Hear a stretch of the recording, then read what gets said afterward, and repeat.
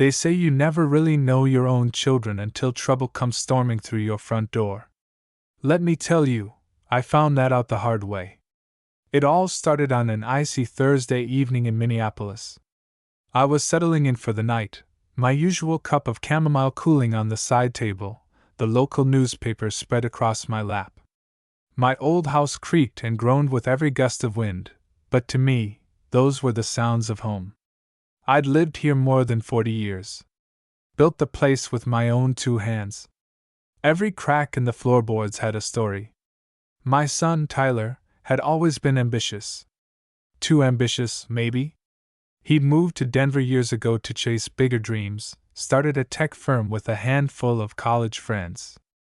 I didn't see him much after that.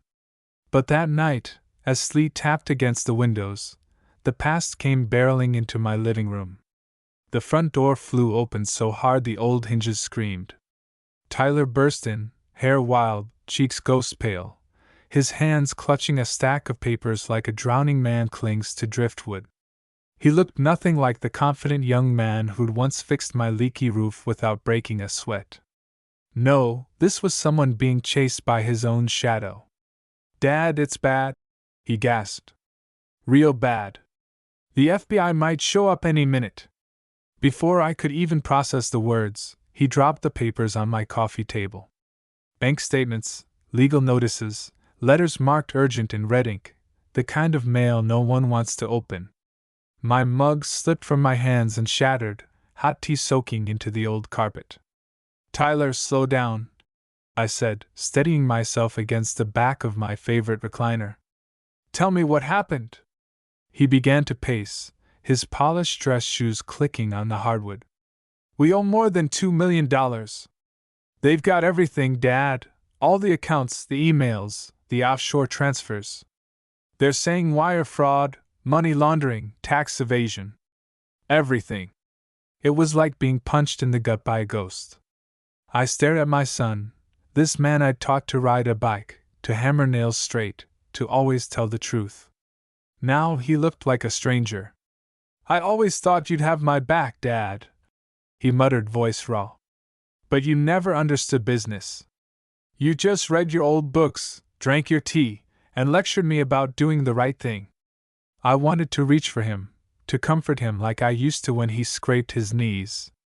But Tyler stepped away, eyes shining with a kind of bitterness I'd never seen in him. Outside, the wind rattled the window panes. Inside, it felt even colder. "You know what?" he said, voice rising. "Honesty never paid our bills. Integrity didn't buy respect. And doing the right thing gets you a creaky house and a small pension. While my friends were making fortunes, I was getting lectures about character." I looked around at the things that mattered to me, the family photos on the mantel, my late wife's favorite blanket, the patched armchair where I'd read to Tyler as a child. To him, it was all failure. Tyler swept the rest of the papers off the table, sending them fluttering to the floor like dying birds. "I needed a father who understood how the world works. All I got was sermons."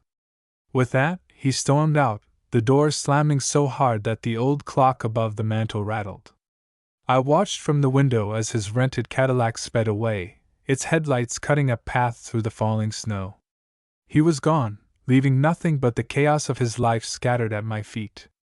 I sank into my chair, the silence swallowing me. My hands shook as I picked up the papers, their sharp edges biting into my fingers. $2 million. Fraud. The FBI? My mind raced with questions I couldn't answer. But I knew one thing, this was just the beginning. That night I didn't sleep. I sat in my study, surrounded by the wreckage of Tyler's visit, bank statements, demand letters, threats from people with titles like Special Investigator. Every so often, I'd stare at the old family photo on the bookshelf, my wife, Marjorie, with her easy smile, Tyler at age 7, hair sticking out in every direction, and me, 20 pounds heavier and 100 troubles lighter. How did we get here? The morning sun crept through the kitchen window. Cold and gray. I shuffled to the stove to make coffee. I could still hear the echoes of Tyler's words, accusations about my small life, my lack of understanding. It hurt, I won't lie. But underneath the sting, there was a deeper ache. A father's ache. The feeling you get when you realize your child is standing on the edge of a cliff, and you're powerless to pull him back. Just as I sat down to nurse my coffee, the phone shrilled. The caller ID was unfamiliar, but the area code was from Colorado. For a second, I hesitated. Then I answered. Mr. Harris? The voice was young, nervous, but determined. Yes. Who is this? My name is Andrew. I work with your son at Horizon Cybersecurity. I tensed. What's going on, son? There was a pause. I can't say much on the phone. Please, if you're asked to come to Denver, don't sign anything. Don't let Tyler or anyone put papers in front of you. Please trust me. Just get away. Do you understand? Before I could ask another question, the line went dead. I stared at the receiver, heart pounding. The ordinary kitchen, the ticking clock, the smell of burnt toast, it all suddenly felt foreign. I knew trouble when I heard it. 40 years as a machinist in a Minnesota factory taught me to recognize panic in a man's voice. Andrew wasn't just nervous. He was afraid. Half an hour later, my phone buzzed again. This time, it was Tyler. Dad, I need you to come to the office. We're working with some consultants to straighten things out. Bring your ID and a couple of documents I'll text you about. The way he said it, as if nothing was wrong, sent a chill down my spine. The boy who used to run home with scraped knees now spoke with the slippery calm of someone hiding something. Against my better judgment, I agreed. Maybe it was fatherly duty, maybe it was guilt, maybe I just needed to look Tyler in the eye and see the truth for myself. By noon, a black sedan pulled into my driveway. A driver in a sharp suit opened the door for me. Mr. Harris? I'm here to take you to the Horizon building. The ride to Denver was quiet, the highway gliding past snowy fields, then rows of faceless office parks. The city's skyline grew larger, glass and steel reflecting the weak winter sun. My mind ran in circles. What was I walking into? When we finally arrived at the office tower, the driver led me through a maze of marble floors and mirrored elevators. Everything felt expensive, the kind of place where nobody ever gets their hands dirty. Tyler was waiting in a sleek, modern conference room, flanked by a man in a navy suit and a nervous-looking woman clutching a tablet. Tyler flashed me the smile I remembered from his school plays, the one he used to charm his way out of trouble. Dad! You made it!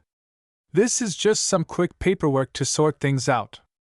You're going to help the family, just like always. He laid out a stack of documents in front of me. Legal contracts, transfer forms, things filled with words I barely understood. Liability, personal guarantee, retroactive co-ownership. The room suddenly felt smaller. Hotter. I reached for a pen, but something stopped me. Andrew's voice echoed in my head, don't sign anything. Just get away. Maybe we should read through these together, Tyler, I said, trying to keep my voice steady. Tyler's smile flickered. The man in the navy suit cleared his throat. It's all standard procedure, Mr. Harris. Just a little formal housekeeping. The woman, shifting nervously, glanced at me, then at Tyler. Mr. Harris sighed, but Tyler shot her a look that silenced her instantly.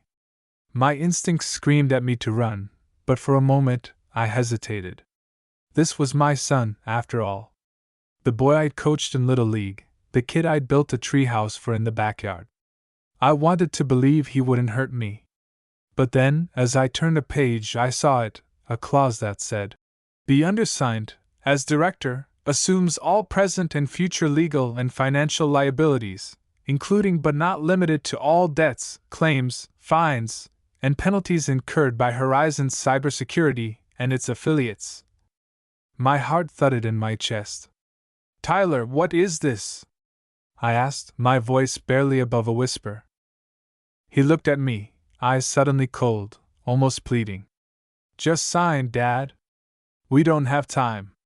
In that moment, the truth hit me. My son wasn't asking for help. He was trying to save himself at my expense. Before I could speak, the nervous woman, Emma, her badge said, reached across the table and grabbed my hand. She leaned in close and whispered, barely audible, "Don't sign, Mr. Harris. Please. Just run." For a heartbeat, time stood still. Then, adrenaline took over. I shoved my chair back, scattering the papers, and rushed for the door.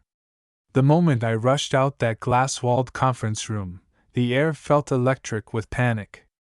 I didn't look back at Tyler, nor at the lawyers who just tried to wrap a noose of paperwork around my neck. Emma, the woman who'd warned me, followed close behind. "Take the emergency stairs, Mr. Harris," she hissed, her voice trembling. "Don't wait for the elevator, they'll expect that." I fumbled for the red exit door and burst into the stairwell, my old knees nearly buckling at the thought of running down 20 flights. But adrenaline is a strange thing. It can turn an old man into a sprinter when the situation calls for it. Emma slipped a small business card into my hand as I started down the steps. "If you need help, call me. Don't trust anyone else in that office." Before I could thank her, the stairwell door clanged above us. Footsteps, shouts, Tyler's voice echoing. "Dad! Dad, come back! You're not thinking straight! It's just a misunderstanding!" A lie, plain and simple. I kept moving, one hand gripping the rail, the other clutching the business card. My breath was ragged, sweat stinging my eyes despite the cold draft that rushed up the stairs. 15 flights, then 10, then 5. By the time I reached the bottom, my legs felt like jelly. I pushed out into the underground parking garage, blinking in the harsh fluorescent light. For a second, I stood still, letting my pounding heart settle. People hurried past: security guards, office workers, a delivery driver with a cart full of sandwiches. No one paid me any mind. Just an old man out of place. Above, my phone began to vibrate. Tyler's number. Then another. Then another, unknown numbers, rapid fire, as if he'd set off a citywide alarm. My hand shook as I silenced the phone and stuffed it deep in my coat pocket. The fresh memory of Tyler's cold eyes chilled me deeper than the Denver wind. It wasn't just fear that had pushed me to run. It was the understanding that my son, my flesh and blood, had orchestrated every piece of this trap. I ducked behind a concrete pillar, trying to catch my breath. The business card Emma had pressed into my hand read: Emma Porter, Compliance and Ethics Consultant, Personal Cell. There was a message scrawled on the back. Go to 1621 Grant Street, Suite 8. Ask for Mr. Feldman. Tell him Emma sent you. It took me a moment to gather my wits. Then, moving as quickly as I could, I crossed the garage and slipped through a side door out to the street. My head swiveled, scanning for black sedans, for men in sharp suits with earpieces, for any sign of Tyler's reach. All I saw were strangers and the city bustling around me, indifferent to one more frightened old man. I walked, then half-jogged, for 3 blocks before ducking into a coffee shop.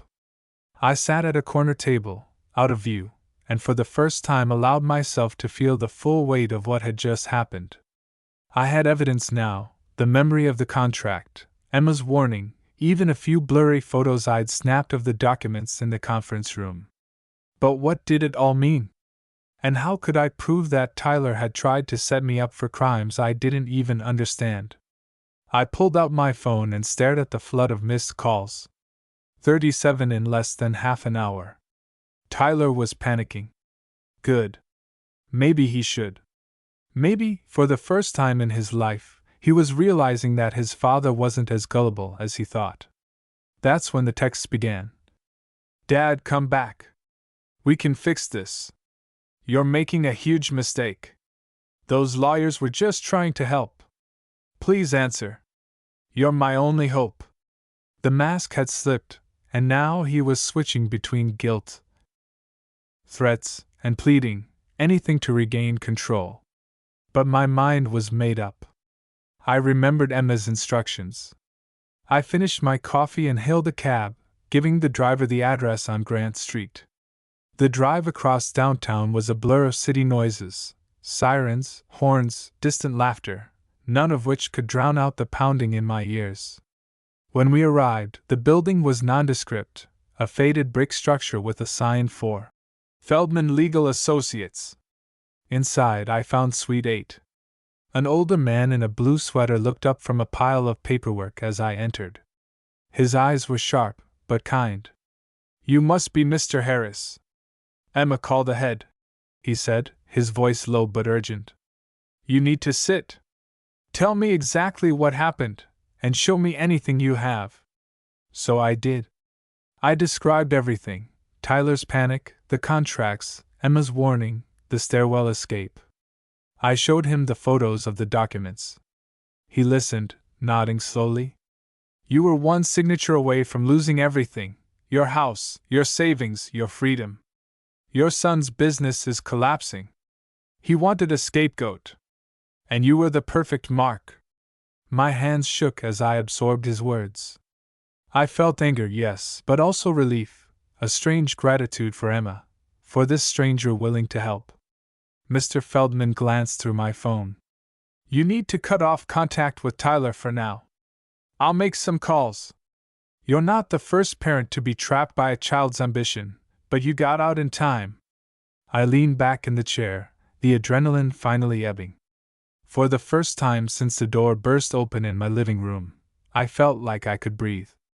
But the fight was only just beginning. Mr. Feldman's office was a world away from the corporate towers and glassy smiles of Tyler's world. Here, the furniture was scuffed, the carpet faded, and the walls lined with books older than most of his clients. But the man himself radiated a calm authority, the kind that comes from decades spent pulling people out of trouble they never expected. He read through my phone photos, occasionally grunting, sometimes pausing to zoom in on a clause or a signature line. "You did good, Mr. Harris. Most folks would have panicked and just signed what their kid put in front of them. That's how these white-collar traps usually get sprung." I shook my head, still not quite believing what had happened. "It's hard to think straight when your own boy is the one setting the snare." He looked at me over his glasses. "Family makes things complicated. But the law sees only facts and signatures. Right now, we have enough to keep you out of jail and your savings safe. But we have to move fast. Tyler and his lawyers may try again, by phone, email, even through the mail. You can't trust anything from them." I nodded. I felt old, tired, but a new sense of resolve was growing in me. I'd survived layoffs, recessions, and the loss of my beloved Marjorie. I could survive this, too. Feldman started making calls, speaking in low, clipped tones to contacts with names like Detective Barnes and District Attorney Riley. He scanned the photos of the contract, sending copies to his assistant. "We're lucky you got out when you did. Those backdated signatures, the liability clauses, they'd have made you look like the brains behind every scheme your son pulled." He looked at me with an odd gentleness. "You'd be surprised how many smart, hard-working folks get blindsided by their own flesh and blood. Ambition turns even good people cruel." While he worked, I sat in silence, listening to the muffled hum of traffic outside. I thought of the home I'd built with Marjorie, the treehouse Tyler had played in, the afternoons we spent at the lake. I wondered when exactly the child I'd loved had turned into the man who'd nearly ruined me.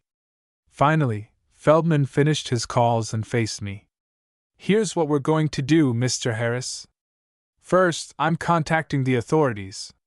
You're now an official witness in an attempted financial fraud case. Second, I'm drafting a statement for you to give to the FBI if and when they call. And third, you're going to stay away from Tyler, his business, and anyone connected to his company. Do you understand?" I nodded. The words sounded harsh, but the steel in Feldman's eyes told me he'd seen worse than this. "I'll do whatever you say." "Good. He handed me a folder with typed instructions and his office card. Any contact from your son or his lawyers goes through me now. No texts, no calls, no emails. If he shows up at your house, you call the police. It was only then that the full weight of what had happened began to sink in. I wasn't just a victim, I was evidence. My own son had tried to make me the fall guy for millions in stolen money and crimes I'd never even imagined.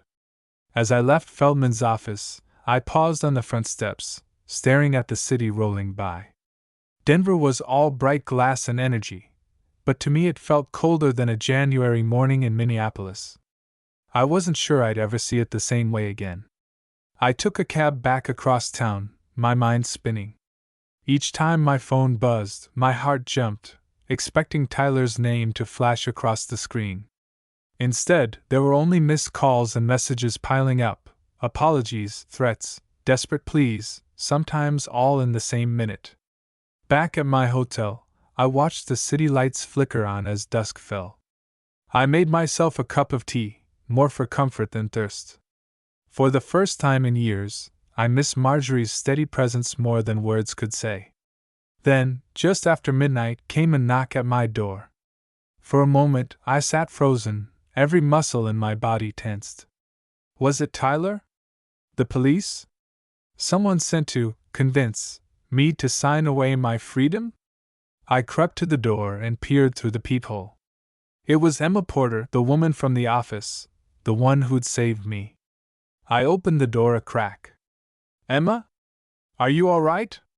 She slipped inside, eyes darting nervously to the hallway behind her. I had to find you before they did. Tyler knows you talked to a lawyer. He's frantic, Mr. Harris. I overheard him on the phone. He's going to try to spin this as a misunderstanding, maybe even say you're confused or unstable. She handed me a thumb drive. Everything you need is on here: emails, meeting minutes, internal memos. Tyler and his team have been planning this for months. If you ever doubted yourself, don't. You're the only one standing in their way now. I stared at the tiny piece of plastic, realizing it held the proof of my son's betrayal. Why are you helping me? I asked, my voice raw. Emma shrugged. My dad worked 30 years as a machinist, just like you. He said you can lose a lot in this world, but you shouldn't have to lose your dignity. I couldn't watch them ruin you, Mr. Harris. I just couldn't. Tears stung my eyes, not just from gratitude but from the pain of knowing a stranger's loyalty now meant more to me than my own son's. Emma squeezed my shoulder.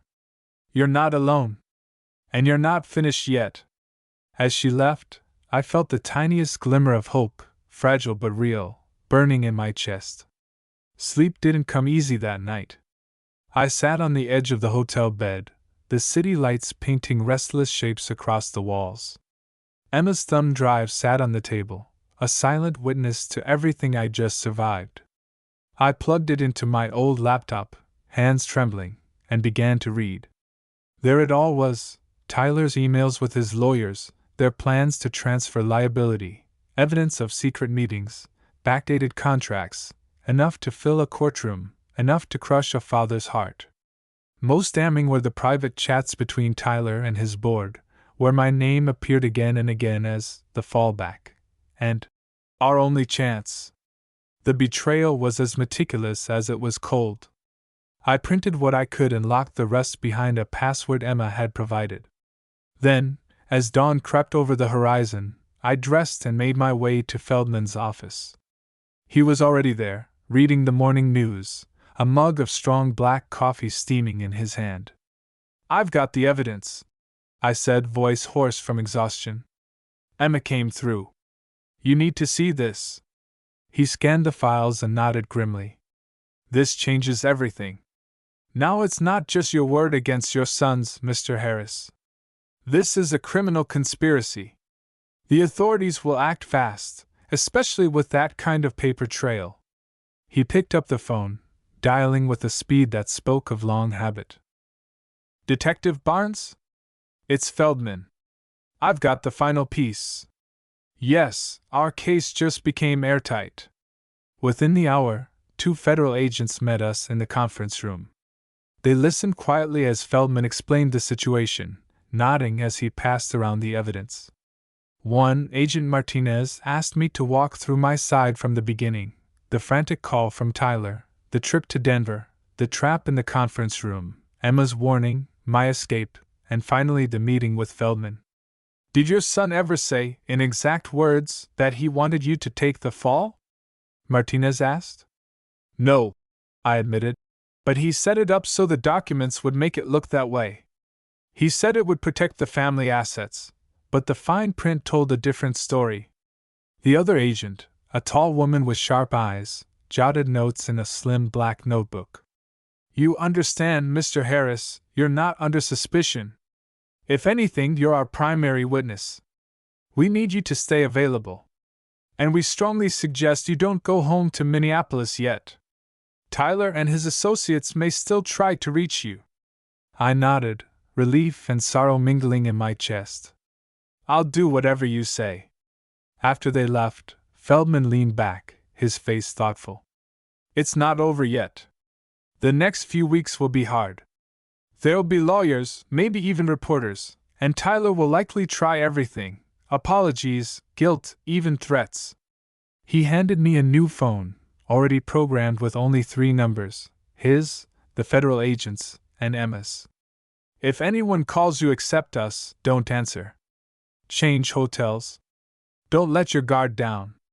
I spent the next days moving between small motels, always paying cash. I called Marjorie's sister in Michigan, letting her know I was safe, but not much else. The loneliness gnawed at me, but I'd been through darker nights before. Sure enough, the calls started again. This time, Tyler used every trick in the book. "Dad, I'm sorry. They tricked me too. Let's talk, please. You're ruining my life over a misunderstanding. We can fix this. If you don't help, we'll both go down. Is that what you want?" Each message stung. But I remembered Feldman's words: ambition turns even good people cruel. I deleted the voicemails, blocked every number. Still, there was no blocking the memories: Christmas mornings with Tyler in pajamas, his high school graduation, the day I gave him my father's watch for luck. Late one evening, Agent Martinez called. "Mr. Harris, your son's been arrested at his office. His business partner is cooperating fully. The DA will be in touch about your statement. For now, lay low. And thank you for not giving up, for having the courage to face the truth." When the call ended, I let out a shaky breath. It was over, at least the dangerous part. But nothing could erase what had happened between father and son. Betrayal leaves a scar that even justice can't quite heal. In the quiet of that hotel room, I realized my life would never go back to the old, comfortable patterns. But I also knew that Marjorie, wherever she was, would have been proud. Proud that I'd stood up for what was right. Proud that I hadn't let love make me blind to the truth. The next morning, the sky over Denver was clear and impossibly blue. For the first time in weeks, I stepped outside, feeling like maybe, just maybe, I could breathe again. In the days that followed, life moved in slow motion. I found myself wandering the streets of Denver, hands deep in my coat pockets, watching a world go by that had no idea what storm had just blown through my life. Snow fell in lazy sheets, softening the city's edges. People hurried to work, laughed at corner cafes, lived their lives untouched by words like fraud, liability, or betrayal. I envied their simplicity, even as I felt myself becoming invisible among them. Federal agents checked in each morning. Feldman kept me busy with paperwork and witness statements, prepping for grand jury testimony. Emma called twice, always quick and businesslike, just to check I was all right. Her voice was a lifeline I didn't know I needed. When the official letter arrived, from the U.S. District Court, I felt both dread and relief. It meant the government was moving forward. Tyler would face justice, and the evidence Emma and I had gathered would be at the center of it all. I testified in a courthouse that looked more like a library than a place of reckoning, all marble and wood, quiet except for the shuffling of feet and the distant hum of fluorescent lights. I spoke my truth, line by line, from that first frantic phone call to the moment Emma told me to run. I told the jury how my own son had nearly sacrificed me to save himself, how it felt to read my name on legal documents meant to destroy me. Mark, Tyler's old business partner, testified too. I watched him on the stand, nervous but honest, describing how the company's collapse pushed Tyler into desperation. Mark admitted his guilt in ignoring the warning signs. He looked at me as he left the stand, shame and gratitude mixing in his eyes. During breaks, I sat in the courthouse cafe, stirring cold coffee and thinking about my wife. Marjorie always said, "When you don't know what to do, just do the next right thing." I tried to live up to that. Even now, I wished I could hear her voice just once more, to tell me I'd done enough. The defense tried to paint me as a confused old man, someone who misunderstood his son's intentions, who overreacted to business stress. But the evidence said otherwise. My photos, Emma's documents, Mark's testimony, together they told a story no jury could ignore. After 3 long days, the verdict was read. I sat in the gallery, hands folded, staring straight ahead as the foreman stood.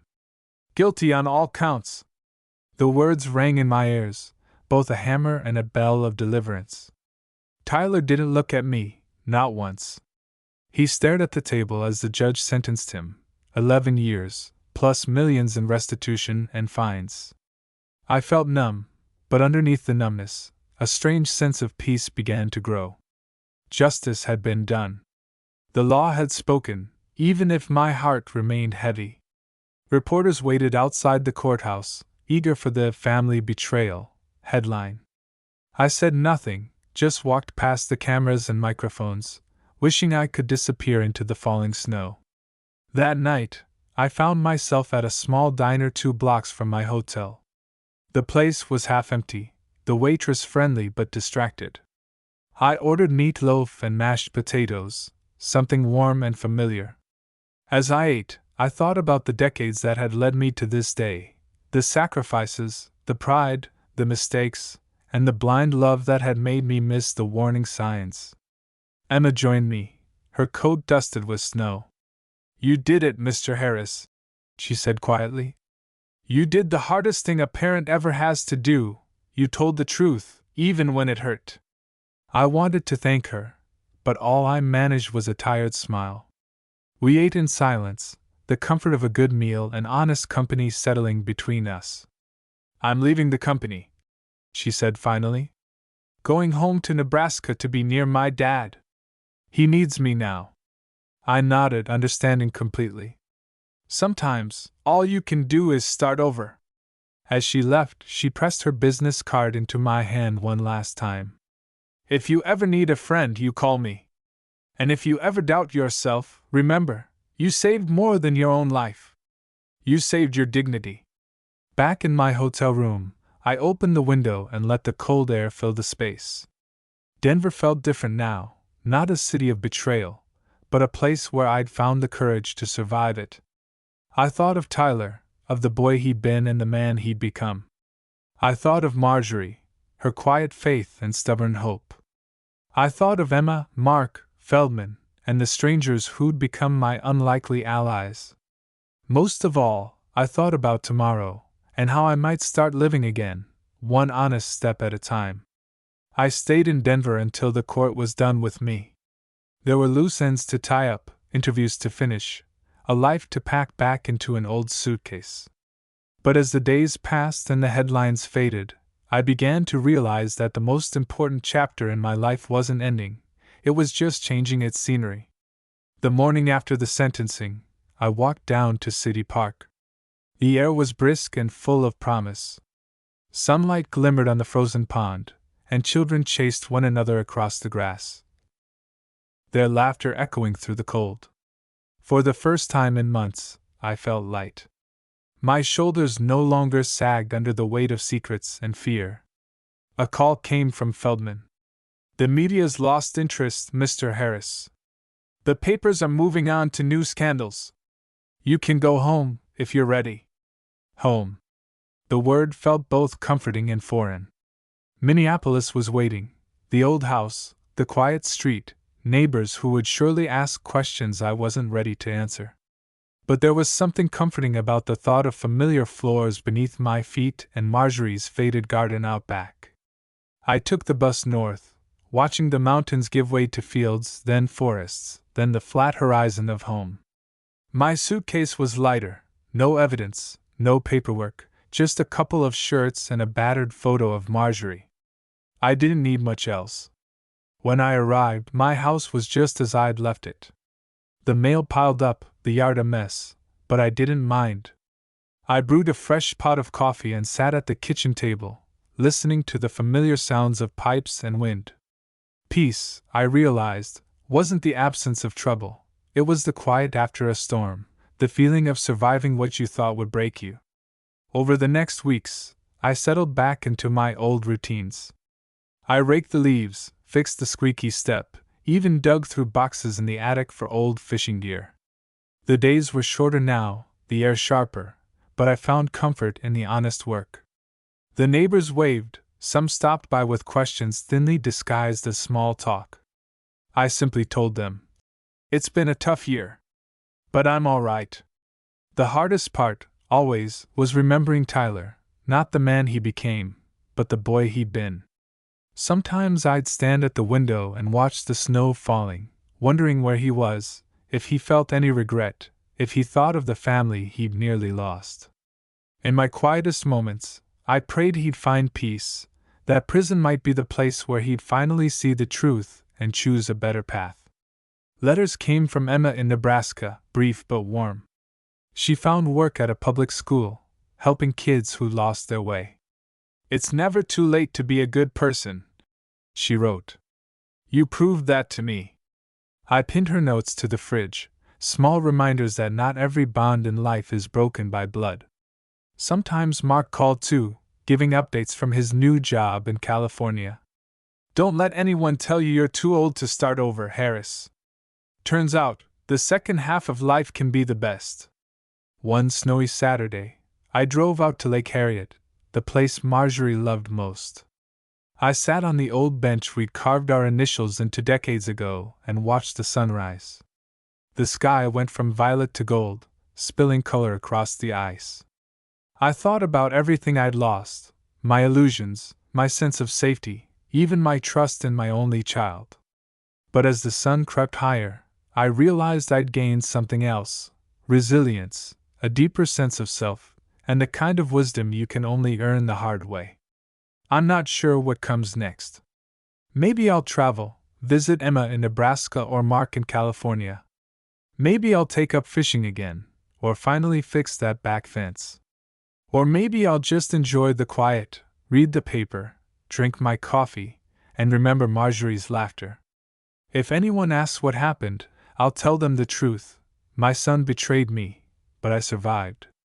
And along the way, I found out just how strong an old man can be. On my last night before spring, I'd built a fire in the fireplace and sat with Max, the old dog from the shelter I'd rescued after all this was done. He curled at my feet, snoring gently as the embers glowed. The house was quiet, the world at peace. Tomorrow would be another sunrise, a second chance, for an old man who had already lived 2 lives. And this time, I would not be afraid.